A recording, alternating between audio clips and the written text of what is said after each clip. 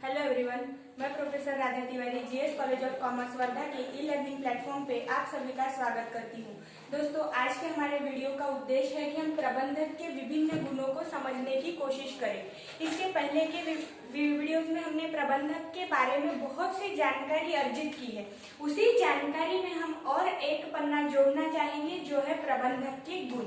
और प्रबंधन प्रक्रिया को समझते हुए हमें प्रबंधक क्या है, प्रबंधक के कार्य क्या है, विशेषताएं क्या है, गुण क्या है, ये हमें पता होना ही चाहिए। इसीलिए आज का अपना उद्देश्य है कि हम प्रबंधक के गुणों को समझने की कोशिश करें। तो सबसे पहले नवनिर्माण का अगर कार्य करना है या नवनिर्माण के कार्य के साथ अर्थ प्राप्ति करने के लिए मानसिक रूप से और अपने विभिन्न कार्यों के रूप से सजग रहने वाली शक्ति माने प्रबंधक होती है। लेकिन प्रबंधक का कार्य हर कोई कुशलता से कर सकता है ऐसा नहीं है, और हर व्यक्ति अच्छा उद्योजक बन सकता है ऐसा भी नहीं है। तो अच्छा प्रबंधक बनने के लिए उसके पास कुछ ऐसे गुण होने चाहिए जिसके आधार पर वो प्रबंधन की प्रक्रिया को सुचारू रूप से कार्यान्वित कर सके। इसीलिए आज हम यहाँ पर प्रबंधक के विभिन्न गुणों का अध्ययन करने वाले हैं। तो सबसे पहला गुण है प्रबंधक का सृजनशीलता। अब सृजनशीलता क्या है? तो जो प्रबंधन का कार्य कर रहा है उस प्रबंधन के कार्य को करने वाला प्रबंधक हमेशा कुछ नया पाने की चाह रखने वाला हो, नए के खोज में कार्य करने वाला हो, ऐसा होना चाहिए। अब सृजनशीलता में क्या आएगा? तो जैसे कि कोई लेखक, कलाकार या वैचारिक तत्व जो होते हैं, ये जो लोग होते हैं सृजनशील होते हैं। उनको झाड़ों में, पत्तों में भी कुछ नया, और जैसे अगर हम कवि की बात कर ले तो वो पत्तों पर भी एक कविता बना देगा। अगर चांद दिख जाए तो उस पे कविता बना देगा, तारों पे कविता बना देगा। ये तो फिर भी बहुत खूबसूरती वाली चीजें है। कवि पत्थर पर भी कविता बना सकता है। तो फिर पत्थर में भी कुछ अच्छा देखने की जो क्षमता है उसे हम सृजनशीलता कहते हैं। कुछ नया सृजन कर लेता है वो चीजों को देख के। तो ये हो गई कलात्मक सृजनता। हमारे पास जो प्रबंधक के गुण चल रहे हैं इनमें जो सृजनता हमें चाहिए या सृजनता हमें चाहिए, ये चाहिए कि मेरा भविष्य में होने वाला कार्य आज के वर्तमान स्थिति में कौन सा कार्य करने के कारण अच्छा होगा। मतलब वर्तमान को और भविष्य को एक साथ चलाने की सृजनात्मक शक्ति प्रबंधक के पास होनी चाहिए। आज की परिस्थिति संभालते हुए भविष्य में मेरे लिए क्या सही है इसकी सोच रखना, यह प्रबंधक के लिए सृजनशीलता का एक गुण हमने देखा या कार्य हमने देखा। फिर सृजनशीलता से प्रबंधक को फायदा क्या होता है? तो भविष्य में होने वाली जो हमारे आगे आने वाली दिक्कतें हैं या हमारे सामने खड़े होने वाले सवाल है, उन सवालों के जवाब हम ढूंढने की खोज में अभी से निकल पड़ते। बहुत बार ऐसा होता है कि हमारे व्यवसाय में कौन सी दिक्कत आने वाली है, इस दिक्कत को कुछ हद तक पहले ही भाप लिया जाता है। तो ये पहले ही परिस्थिति को भाप लेना क्या है? तो सृजनात्मक शक्ति का प्रयोग करना है। इसीलिए सृजनशीलता में भविष्य में उठने वाले सवालों के जवाब खोजना, उपाय योजना के रास्ते खोजना, इन सब बातों का अंतर्भाव होता है। ये है सबसे पहला गुण सृजनशीलता। उसके बाद का जो दूसरा गुण है वो है क्षमता। अब सृजनात्मक शक्ति का प्रयोग करके मैंने एक कल्पना की खोज कर ली कि मुझे ऐसा ऐसा कार्य करना है। मैंने भविष्य के लिए एक ढांचा बना लिया, लेकिन मेरे पास उस कार्य को, मतलब जो कल्पना है, उस कल्पना को मूर्त रूप देने की शक्ति नहीं है। मूर्त माने जो दिख सकता है, जो मैंने जिसको एक आकार देने की कोशिश की है। जब कल्पना को आकार देना माने उसे मूर्त रूप प्रदान करना। बस केवल जैसे हम स्टूडेंट, मान के चलिए अपन स्टूडेंट्स है, तो स्टूडेंट्स परीक्षा के एक महीना पहले क्या सोचते हैं? एक महीना बाकी है, मैं कल से कर लूंगा। फिर कल से कर लूंगा में फिर डेट आ जाती है, अच्छा मेरी एग्जाम 27 को है, तो फिर मैं 5 तारीख से पक्का पढ़ाई को लग जाऊंगी। फिर 5 तारीख भी आके निकल जाती है, अरे 27 में से 5 गए ना, अभी और 22 बाकी है। तो फिर 22 में से अच्छा आंकड़ा 20 है, तो 2 दिन और जाने दो। मतलब कल्पना है दिमाग में पढ़ने की, पर उस कल्पना को हम मूर्त रूप नहीं दे पा रहे, उसको प्रैक्टिकली हम अप्लाई नहीं कर पा रहे, तो इसके लिए क्या चाहिए? क्षमता। जो सोचा वो करना है, और उस करने के लिए मैं अगर पूरी तरीके से समर्पित हूँ, मेरे पास क्षमता है, तो जैसी मेरे दिमाग में कल्पना आई, मैं उस कल्पना को तुरंत इम्प्लीमेंट करूंगी और उसका एक मूर्त स्वरूप लाने की कोशिश करूंगी। लेकिन इस मूर्त स्वरूप लाने के लिए भी हमें बहुत बार क्या करना पड़ता है कि हमारे संस्था में या हमारे व्यवसाय में जो अन्य लोग होते हैं, मानव संसाधन होता है, अन्य संसाधन होते हैं, इन सब संसाधनों का जोड़ जमाव हमें करते आना चाहिए, कौशलों का प्रयोग करते आना चाहिए, परिश्रम लोगों से करवा लेते आना चाहिए। इन सभी बातों के लिए उपयुक्त चीज जो है वो है क्षमता।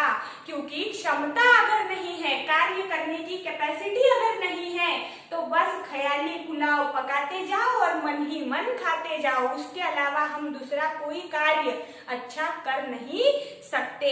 इसीलिए प्रबंधक के आद्य गुणों में, अब देखो ये 9 गुण यहाँ लिखे हुए हैं, पर इस 9 गुण में पहले नंबर पे सृजनशीलता और दूसरे नंबर पे क्षमता क्यों दी है?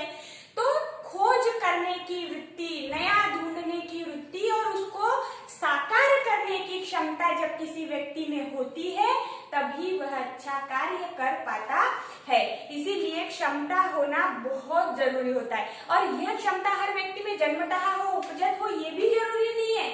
लेकिन जो अच्छा और साहसी प्रबंधक होता है, वो ऐसे जो आह्वान होते हैं उनको स्वीकारने के लिए तैयार होता है, बोलता है अच्छा ये नई चीज है क्या, मुझे ये सीखनी चाहिए, और उसको सीखने के लिए जो क्षमता चाहिए वो उसका प्रयोग करता है, और उन भिन्न भिन्न क्षमताओं का अपने पास एक संग्रह करते जाता है। जैसे कि आने वाले परिस्थिति का सामना करने की क्षमता, अपने पास रहने वाले मानव संसाधन का जोड़ जमाव करने की क्षमता, लोगों से अच्छी बातचीत करके काम निकलवा लेने की क्षमता, तो ऐसे भिन्न भिन्न क्षमताओं का संग्रह प्रबंधक के पास होना अनिवार्य है।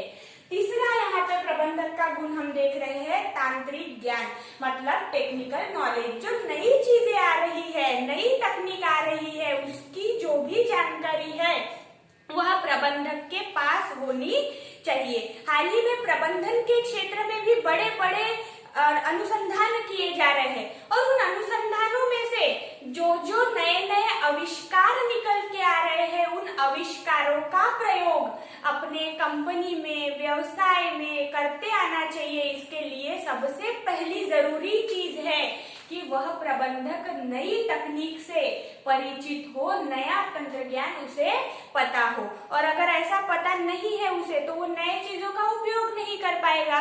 जहां नई तकनीक अपनानी है वहां पे वो फिर से पुरानी तकनीक अपनाते रहेगा, और फिर वही चलने तो जैसी चल रही है गाड़ी, वैसा काम नहीं चाहिए। इसीलिए नई तकनीक से अवगत होना चाहिए। अब अगर तांत्रिक मतलब जो टेक्निकल नॉलेज है ये अगर नहीं है, तो इसका भी जैसे अभी पिछले 2 इसके मैं आपकी भाषा में आपको समझ आए ऐसे एग्जाम्पल दे रही हूँ। तो अगर इस बात का हम एग्जाम्पल लेने चले, तो पहले क्या हुआ करता था कि अगर हमें किसी चीज को, मतलब जैसे कि कोई अगर प्लॉटिंग का काम करने वाला व्यक्ति है, मतलब उसका बिल्डर है, वो पहले खेत खरीदता है, फिर वहां पे प्लॉटिंग करवाता है या फ्लैट्स बना के बेचता है, जो भी ऐसे काम करने वाले लोग हैं, पहले वो क्या देखते थे, उस जगह पर जाते थे। उस जगह पर जाने के बाद बरोबर जगह कहाँ है, क्या है, कैसा है, क्या वहाँ की विशेषता है, वो देखते थे।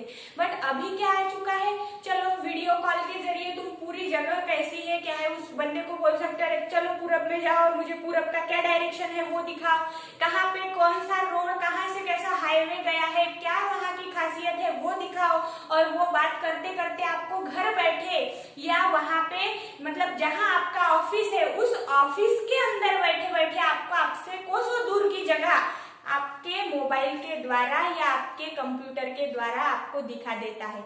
ये क्या चीज हुई, नया तंत्र ज्ञान, नई टेक्नोलॉजी, जिसके आधार पे हमने हमारा जाने का श्रम, खर्चा सब बचा लिया और घर बैठे जगह का अवलोकन कर लिया। इसके अलावा और दूसरी चीज अगर देखें, पहले हमें कागजों के लिए वहां जाके, जैसे अगर कोई तहसील से कागज निकलना है, करना है, वो करना है, तो उसके लिए हमें जगह पर जाना पड़ता था। अब सब चीजें ऑनलाइन हो जाती है। तो ये क्या है, तांत्रिक जो टेक्नोलॉजिकली जो प्रिपेयर बंदे होते हैं, ये बहुत जल्दी ये काम करने में सक्षम होते हैं, और प्रबंधक को ऐसे जो काम है ये तुरंत करते आने चाहिए, मतलब उसका श्रम और खर्चा और उसका जो मानसिक तनाव उस पे आने वाला है वो ये टेक्नोलॉजी बहुत जल्दी से खत्म कर देती है और काम ऐसा चुटकियों में हो जाता है। इसीलिए प्रबंधक को तांत्रिक ज्ञान होना चाहिए, मतलब होना चाहिए। ये है हमारा तीसरा गुण। उसके बाद का चौथा गुण है सिद्धि प्रेरणा। अब ये सिद्धि प्रेरणा दो लड़कियों के नामों को ज्वाइन नहीं किया है कि सिद्धि और प्रेरणा, ऐसा कतई नहीं है। तो सिद्धि प्रेरणा क्या है? तो सिद्धि प्रेरणा का तात्पर्य कुछ नया करने की अविरल कोशिश से होता है, जिसको हम जिद कहते हैं ना, मुझे ये करना है मतलब करना ही है। तो ये क्या हुई? ये है सिद्धि प्रेरणा। और जब किसी व्यक्तित्व का रहस्य या प्रबंधक का रहस्य सिद्धि प्रेरणा के कारण ही हमें निखर के दिखता है कि अगर वो प्रबंधक कितना काम करने के लिए तत्पर है, उसकी जो काम करने की चाह है वो कैसी है, ये हमें तभी पता चलता है, या तभी हमें पता चलता है कि प्रबंधक कितना कुशल है, काम करने में इंटरेस्टेड है। तो इसीलिए सिद्धि प्रेरणा भी चाहिए ही चाहिए। और सिद्धि प्रेरणा की ऐसी कोई मतलब जैसे हम शाब्दिक परिभाषा बहुत तंत्र शास्त्रज्ञ ने बनाई हुई, विशेषज्ञ ने बनाई हुई पेश करते हैं, वैसी सिद्धि प्रेरणा की कोई ऐसी खास परिभाषा नहीं है, किंतु प्रबंधक के गुणों में से एक प्रमुख गुण सिद्धि प्रेरणा माना जाता है। इसीलिए यहाँ आज हम उसका अध्ययन कर रहे हैं। और सिद्धि प्रेरणा के अंतर्गत अगर हर व्यक्ति मतलब प्रबंधक कार्य करना शुरू कर दे तो हमारे देश के व्यापार उद्योगों में बहुत बढ़ोतरी होगी और देश की जो गरीबी है, जो देश के अंदर आने वाली जो भी परेशानियां हैं, वो बहुत जल्दी हम उनसे निजात पा सकते हैं। और उसके लिए चाहिए सिद्धि प्रेरणा। किसी भी कार्य को अथ से लेकर इति तक पहुंचाने की कोशिश। अतः मतलब शुरुआत, इति मतलब एंड, मतलब शुरू से करके अंत तक वो काम पूरा करने के लिए जो अविरल कार्यरत हो, ऐसा हमें प्रबंधक चाहिए। उसके पास फिर कौन सा गुण चाहिए इस अविरल कार्यरतता के लिए? सिद्धि प्रेरणा। उसके पश्चात है आत्मविश्वास। अब आत्मविश्वास क्या है? तो प्रबंधक के पास साहस होना तो चाहिए। ये हमने कई बार देख लिया कि वो साहसी होना चाहिए। कैसी भी परिस्थिति आ जाए उसका सामना करने के लिए उसके पास अफाट साहस होना चाहिए, लेकिन साहस के साथ साथ आत्मविश्वास भी होना चाहिए। आत्मविश्वास और मनोबल के बल पर, बूते पर हम प्रतिकूल परिस्थिति में से भी निकल सकते हैं, प्रतिकूल परिस्थिति को अनुकूल बना सकते हैं। और इसके लिए हमें चाहिए आत्मविश्वास। जिस व्यक्ति ने अपना आत्मविश्वास खो दिया है, भले ही उसके पास करोड़ों रुपए हो, हर प्रकार का संसाधन हो, लेकिन वो कुछ नहीं कर सकता। इसका जैसे हर उदाहरण से मैं तुमको एक पॉइंट समझाने की कोशिश कर रही हूँ। फिर से हम यहाँ पे एक उदाहरण ले लेते हैं कि अगर जैसे कि मान के चलते हैं कि कोई अगर करोड़पति का बच्चा है, बट उसके पास आत्मविश्वास ही नहीं है कि मैं कुछ अच्छा पढ़ सकता हूँ, मैं कुछ अच्छा नया कर सकता हूँ, पापा के करोड़ों रुपए छोड़ के खुद की एक पहचान बना सकता हूँ, ऐसा उसके पास आत्मविश्वास ही नहीं है। और उसके पास आत्मविश्वास नहीं है करके उसके पिताजी जो उसको लाखों की, करोड़ों की, हजारों की चीजें लाके दे रहे हैं, उसका भी फायदा नहीं हो रहा। लेकिन एक बच्चा जो गरीब परिवार में पैदा हुआ है, उसके पास चाहिए वो सब संसाधन नहीं है, लेकिन बड़े पैमाने पर उसके पास आत्मविश्वास है। तो संसाधनों की कमी होने के बावजूद भी आत्मविश्वास के बूते पर वो आसमान की ऊंचाई छू सकता है। ये है आत्मविश्वास का दम। अगर ये उदाहरण मैंने आप छात्र है और छात्रों को उन्हीं के लेवल का उदाहरण देना चाहिए, इसीलिए समझाया। अगर बड़े पैमाने की बात करें तो इस्राइल नाम का एक छोटा सा देश है। उस देश में खनिज पदार्थ, पानी, जमीन, हवामान, इन सब चीजों की कमतरता है, सब उलट पुलट है, कुछ भी सही नहीं है। लेकिन ऐसे परिस्थिति में भी आत्मविश्वास के दम पर इस्राइल कृषि उत्पादों में, औद्योगिक उत्पादों में और आरोग्य की सेवाओं में विश्व में अच्छे स्थान पर जाना जाता है, या विश्व में अग्र स्थान पे है, ऐसा हम कह सकते हैं। और जो इस्राइल का कृषि तंत्रज्ञान है वो तो जगत में उसका हाथ कोई नहीं पकड़ सकता। तो ये देखो, अब उनके पास हवामान सही नहीं है, उनका कभी भी बारिश आ जाएगी, कभी भी बर्फबारी हो जाएगी, कभी भी धूप निकल जाएगी, मतलब सही हवामान नहीं है। फिर जमीन भी सही नहीं है, उपजाऊ उतनी जमीन नहीं है, उसके बाद उनके पास जो संसाधन की एक कमतरता है वो भी एक है। लेकिन इन सब बातों को हम जो बोलते हैं कि परिस्थिति का विपरीत परिस्थितियों से भी निकलने की क्षमता उनके पास है करके ही तो आज जितनी भी चैलेंजिंग उनके लिए सेक्टर्स थे उन सभी सेक्टर में, उन सभी क्षेत्रों में उन्होंने अव्वल स्थान प्राप्त किया है। तो ये किसके दम पर किया? आत्मविश्वास के दम पर। तो जैसा इस्राइल का उदाहरण, छात्र का उदाहरण हमने लिया, वैसा ही आत्मविश्वास अगर हमारे प्रबंधक के पास है तो हमारा व्यापार या व्यवसाय भी आगे जाएगा कि नहीं जाएगा। कैसी भी कठिनाई की परिस्थिति हो वो उससे बाहर निकलेगा कि नहीं निकलेगा?